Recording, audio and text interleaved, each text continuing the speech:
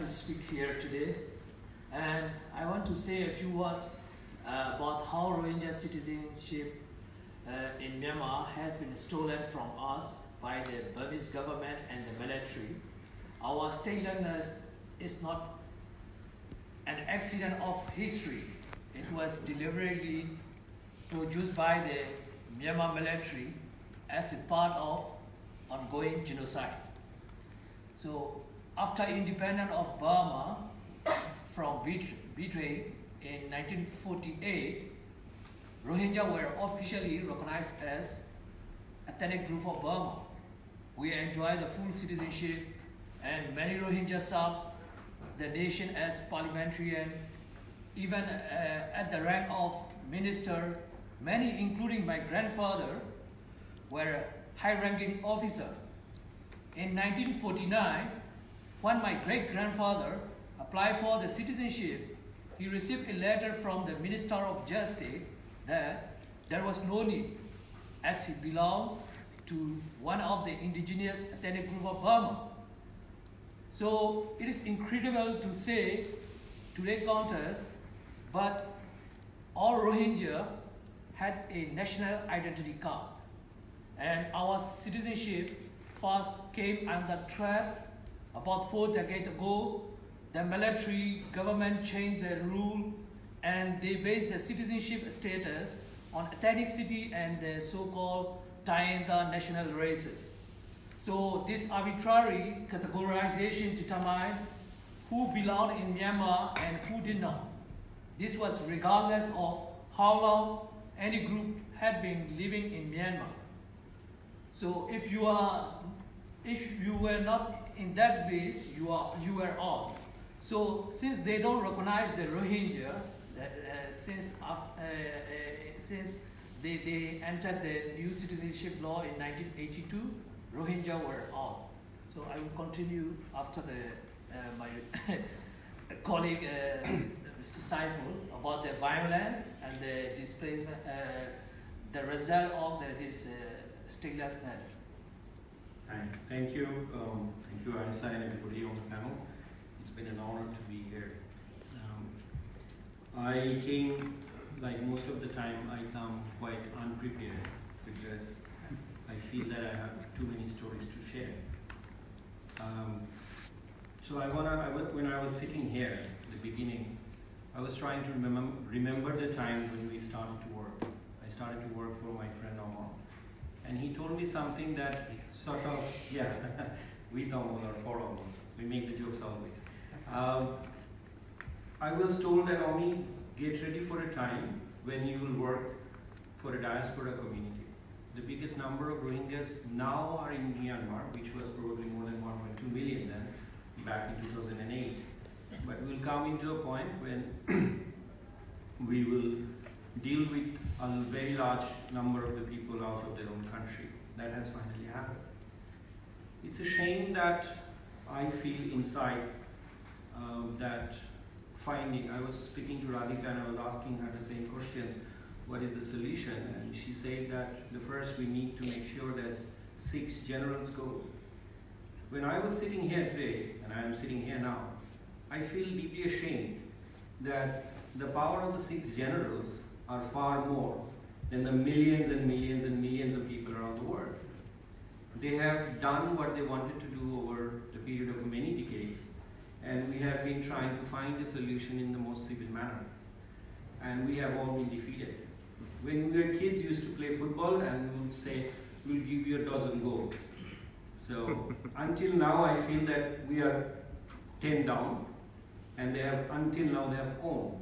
And we must accept that until now we haven't managed to protect one Rohingya, though it's been happening for many decades.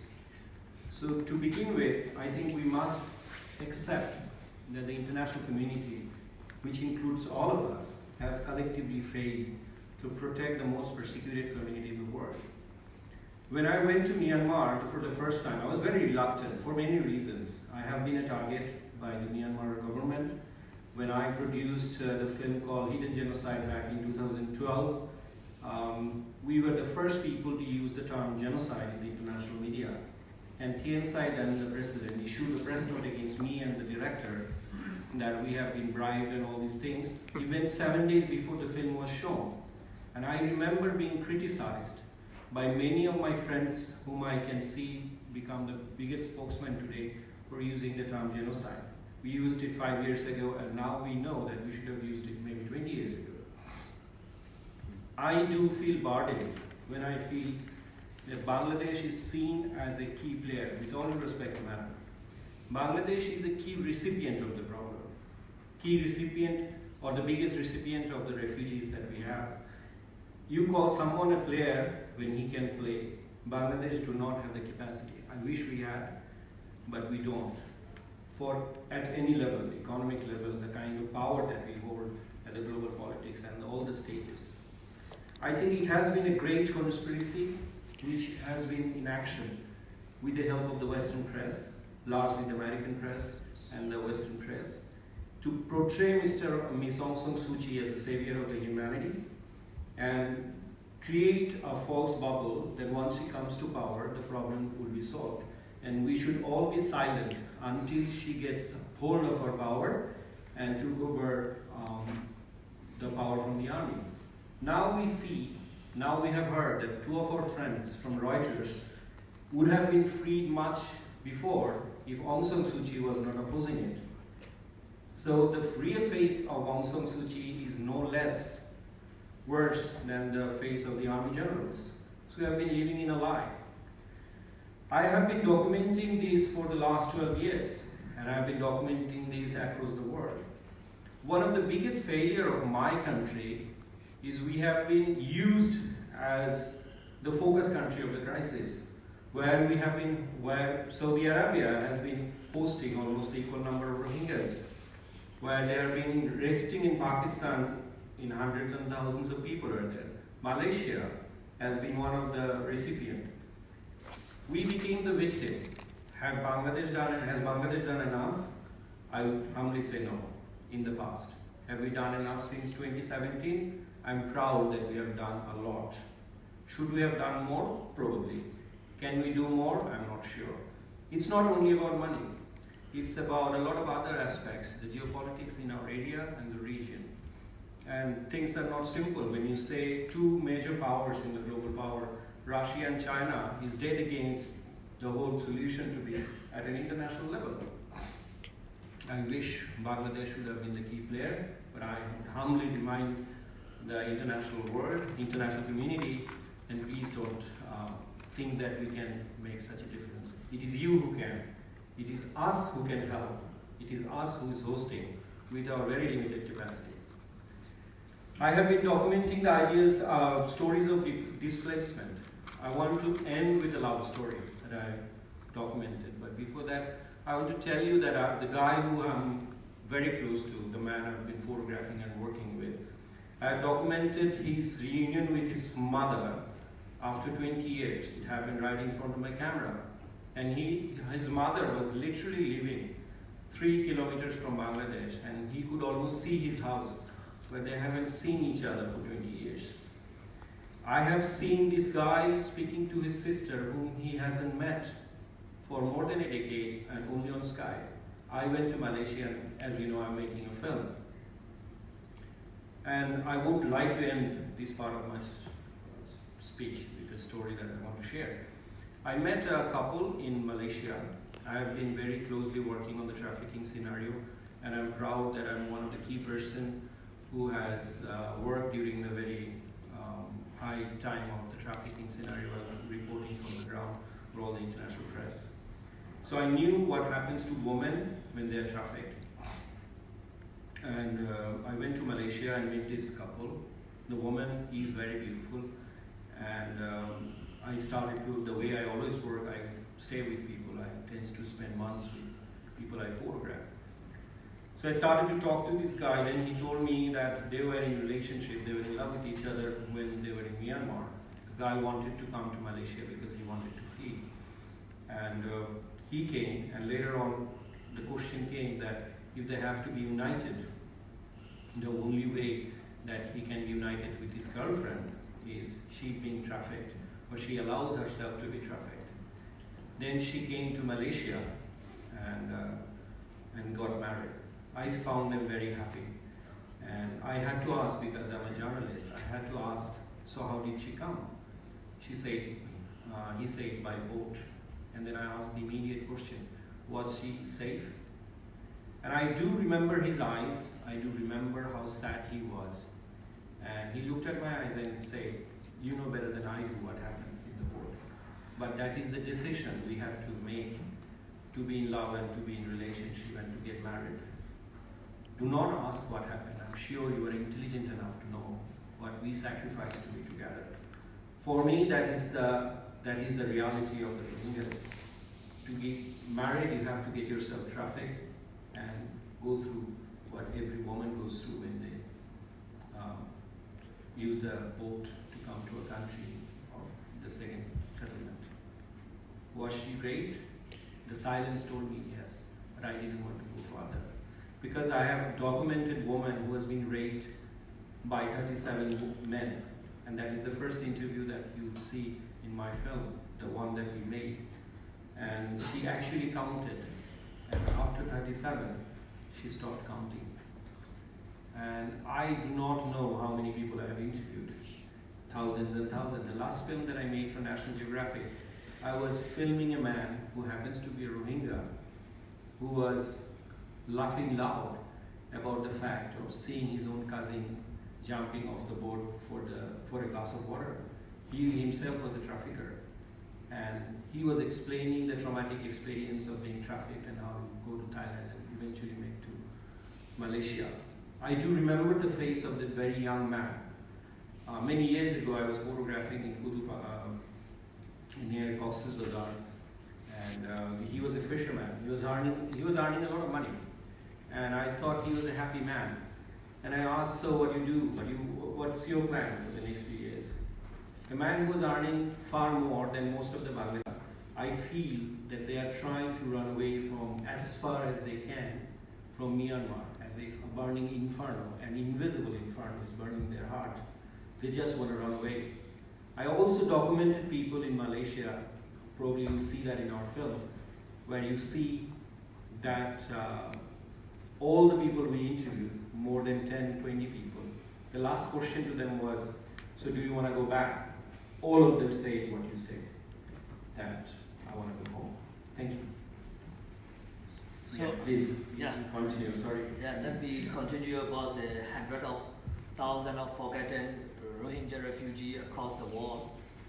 There are about 300,000 Rohingya refugees in Saudi Arabia, 250,000 in Pakistan, 150,000 in Malaysia, 40,000 in India, 25,000 in United Arab Emirates, a few thousand in Europe, North America, and Australia, and a few hundred in Indonesia. So India has recently deported more than a dozen. You know, you all know that the genocide is still ongoing in the country, and also the Indian government is threatening all the refugees. Even half of them are recognized by the UNHCR as a refugee. They are completely unsafe. They always try to deport the refugee to Burma or the Bangladesh. I'm sure you have read a few stories posted by many media. And in Saudi Arabia, there are about 1,000 or more than 1,000 are in indefinite detention. Some of them are as much as for 7 years. The crime they have committed is they entered to Saudi Arabia with a fake passport. The fake passport were from Nepal and India, Pakistan, and of course Bangladesh. Because since after 1982, citizenship law enacted in my country, they stopped issuing the national registration card to the Rohingya. So we became stateless within our own country. So At the time I was very young, but I frequently traveled to Rangoon with my parents. My parents were the civil servant. They had the national registration card, so we didn't have any restriction for my family. But others, they cannot travel. So I think only a few dozen Rohingya had the Burmese passport at the time. Now nobody has. Only the people who are living in Rangoon, they can manage to have the Burmese passport. But the Rohingya who are inside who are in Rakhine State, they are living in the open air prison. So they have only the solution, since there are several restrictions imposed by the military government in 1992. They have no option. They can only flee to Bangladesh. Then they manage to have the passport with the human trafficker and the smuggler. And we have only one country that we consider this is the safe for us. At least we can make some money and we can support our family back in our country. So it is Saudi Arabia. So Saudi Arabia has the special rule for the Rohingya not to detain them. Whenever they are detained at the immigration checkpoint, they release immediately when they can identify them as a Rohingya, and they issue the special resident permit.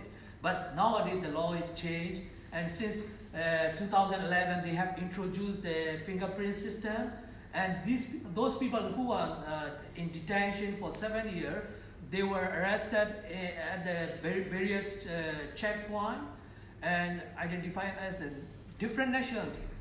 But 3 countries like Pakistan, India, and then Nepal refused to take them back, but the Bangladesh agreed to take some of them. So they were deported early this year, and some of them again, they faced the arrest at the Dhaka airport.